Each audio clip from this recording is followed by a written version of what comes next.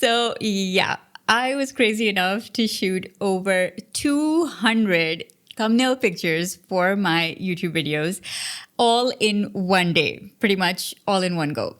And of course, the reason that I did this was because I wanted to save time in taking thumbnail pictures and to have them all ready to go when I needed them. And so I had the bright idea to batch shoot all these pictures together. So I wanted to share with you why I did it and also how I did it, so that if that's something you want to try for your channel, you can do the same. So, are you ready? Hey go-getter, it's Salma Jafri, and on this channel, I'm going to show you how to grow your visibility, credibility, and profitability with YouTube. So if that's what you want to do, hit that red subscribe button and the bell icon, and let's begin. Now, while I shot over 200 pictures, you don't have to shoot 200 plus pictures for your YouTube video thumbnails, okay? You can start off with batch shooting maybe 3, 4, 5, whatever you're comfortable with, okay? Also, the other thing to keep in mind is that if you are an educational channel and if you have a fairly consistent theme and look to your YouTube thumbnails, which I highly recommend that you should, then this process will be a lot easier to implement. So with that said, let's get into the first step of how to batch shoot thumbnail pictures. So the first thing is to know your brand colors. Now, I have all my brand colors, in fact, my entire color palette saved in Canva. And this helps me how? Because what I did was I looked at my color palette and I chose 4 shirts that match my brand color. So I chose my purple shirt, of course, my yellow shirt, which is the gold accents that I put, or the yellow accents. And then I also chose 2 neutral ones for black and white. So that kind of formed like the basic color palette for changing outfits while making all of these thumbnail pictures. So if you have a brand color palette, this is really going to help you. And if you don't, I highly recommend getting a brand color palette or making one so that you know what your brand colors are, so that your thumbnails are consistent across the board. Now, I also use Canva Pro to remove the background from my pictures. So again, that's a software that I highly recommend. I'll put the link down in the description below. The second thing that I did was to create a light version of my thumbnail background and to create a dark version of my thumbnail background. So the bright colored shirts would go well with the light colored background, and the more light colored shirts would go with the dark colored background. So I could mix and match different shirts and different poses with different backgrounds. So that variety was really good in mixing and matching thumbnail designs. And you really do want to have like contrasting colors, because that is what is going to make your thumbnails pop. So this is like a pretty important part of the design process, to think about the colors that are going to complement each other and contrast inside that YouTube thumbnail space so that they pop and they're more visually appealing. Find a solid background to shoot against. So my second tip is going to make it a lot easier for you to remove the background. So what I did was I shot against a white background. And then in Canva Pro, I just removed the background. So you can do the same. You can do any color. If you don't have white, try and shoot against a solid color, because it's just going to make it a lot easier to remove the background from your pictures. Okay, so next you have to pick your expressions and your poses. This is probably the toughest part for anybody who's not like a professional model, which I definitely am not. So here's the strategy that I used and I recommend. So I started off with the 5 basic human emotions: joy, sadness, anger, fear, disgust. And I looked at these emotions and I thought, okay, how can I recreate these emotions? So what you want to do is practice a lot in the mirror and also take a lot of selfies of yourself practicing these various emotions. The next thing you want to do is add nuances to these 5 basic emotions, because like our human face has a lot of different emotions. We are capable of expressing so much, right? So you want to go deeper into all of these 5 emotions. So for example, for joy, I had all these nuances going on. Like for example, within joy, it could be a pleasant surprise. Or within joy, I could express mouth open surprise. Or within joy, I could be joyful at discovering a secret.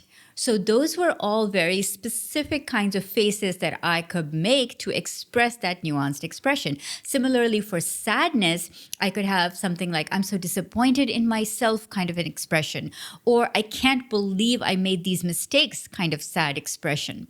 Obviously, the kind of nuanced expressions that you create will depend on the kind of videos that you create. But really, my tip is to play around with your expressions and your poses and really have a lot of fun with it. Now, a ninja tip that I have for you to make this whole process a lot easier is to actually look at professional model expressions. So I highly recommend something as simple as going into Canva and typing in a phrase. Let's type in shocked woman. And take a look at all the expressions of a shocked woman. So you'll see a lot of nuance in here. And make a note of the kind of ones that you want and simply just add them into your slide deck. Now, at shoot day, this would be a really handy reference deck for you to have to match the kind of expressions that you also want to recreate. Okay, so now it's shoot day. The next step is to prepare for your batch shoot. So you first have to decide what kind of camera you're going to be using. I highly recommend just starting off using your phone if that's the camera that you have, or even if you have more fancier cameras, your phone camera is good enough. Inside your phone camera, I highly recommend using either portrait mode, or if you have some special app that you like to use that enhances the quality, then go ahead and use that.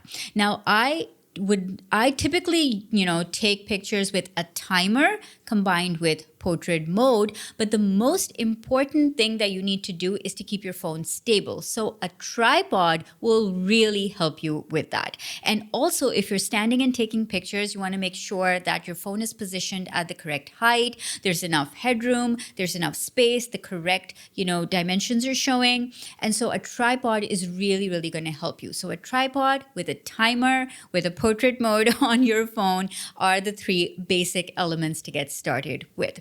Take into consideration what kind of lighting you have access to. So if you have professional lights, definitely use them. And if you don't have professional light, then make sure that you are taking your pictures in front of natural light. Okay, and when I say natural light, I don't mean like stand in the sun. It should be indirect natural light, soft, but not like harsh on your face. So this could be a window, it could be a door, but just make sure that there is natural light on your face when you're taking these pictures, and that you're going to get the best results and the most natural looking results by doing that. Now, the next thing to decide is that if you can ask somebody for help, so if you can get a photographer to take your pictures versus doing it yourself. Now, I shot these pictures by asking my husband to be my photographer. So yes, you can hire a professional, but you could also ask somebody from your home to help you out. And what they need to basically do is know that you will be making a lot of different expressions.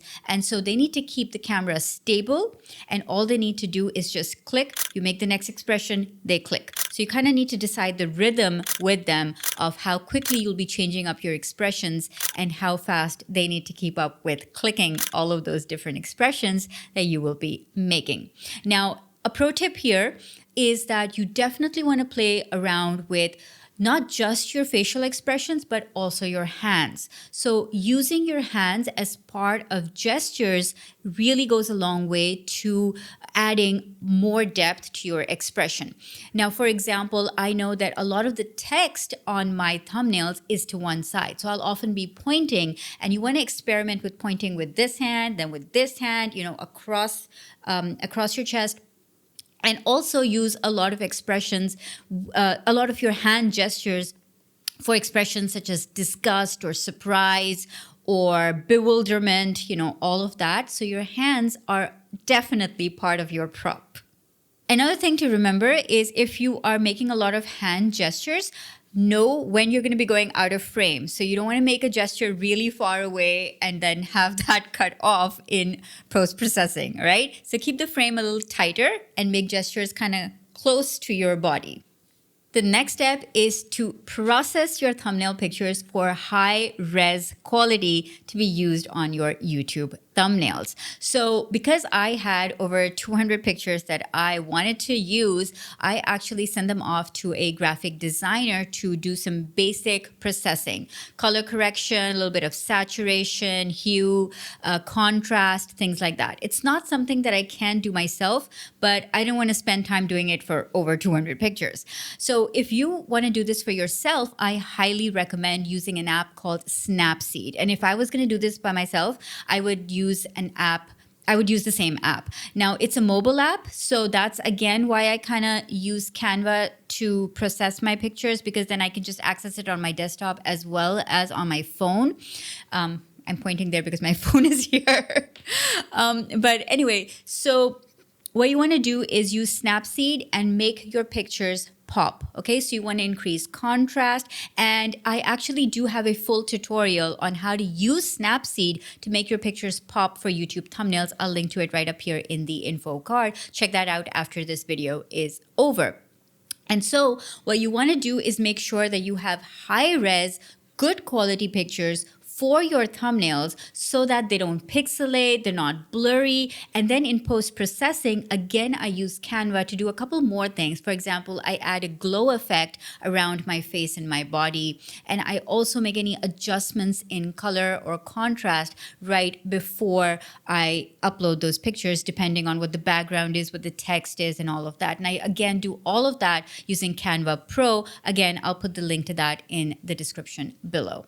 I would love to know what was most valuable for you in learning my process on batch shooting thumbnail pictures. Let me know in the comments below. And then go and watch this entire playlist on creating thumbnails, because there is so much good info in there.